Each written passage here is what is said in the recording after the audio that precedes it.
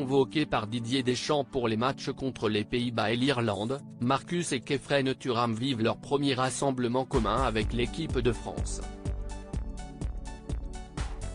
Les deux fils du champion du monde 98 ne portent pas leur prénom par hasard. C'était l'une des attractions principales de la dernière liste de Didier Deschamps. Le cas de Karim Benzema a vite évacué, et le brassard de capitaine noué autour du biceps de Kylian Mbappé, les regards des suiveurs de l'équipe de France se sont vite tournés vers Marcus et Khéphren Thuram. Il est en effet rare que deux frangins cohabitent en sélection nationale.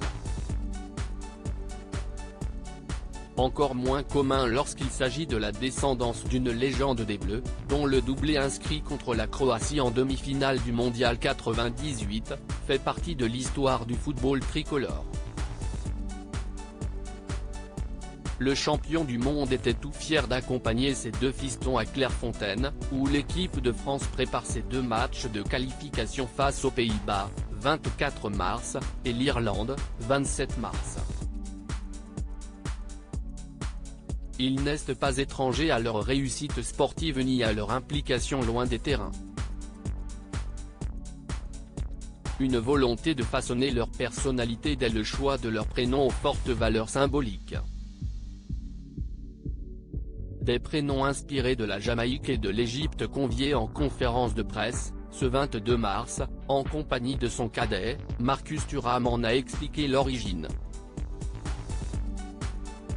Khéphren est la pyramide et Marcus c'est pour Marcus Garvey, a-t-il révélé. On sait l'attachement de notre père pour les causes qui lui tiennent à cœur dans la société.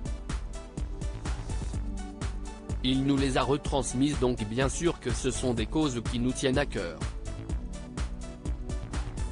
En choisissant de les appeler ainsi, le compagnon de Karine Guilloc a souhaité marquer le coup en mettant en valeur son engagement dans la lutte contre le racisme et en faveur de l'émancipation des populations noires.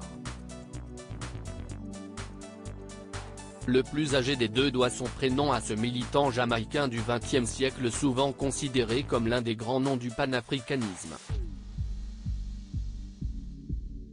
Quant au second, il faut y voir un clin d'œil à l'Égypte antique et à son pharaon qui repose dans l'une des plus belles pyramides du monde. Mais ces deux merveilles à lui jouent au foot et bientôt sous le même maillot.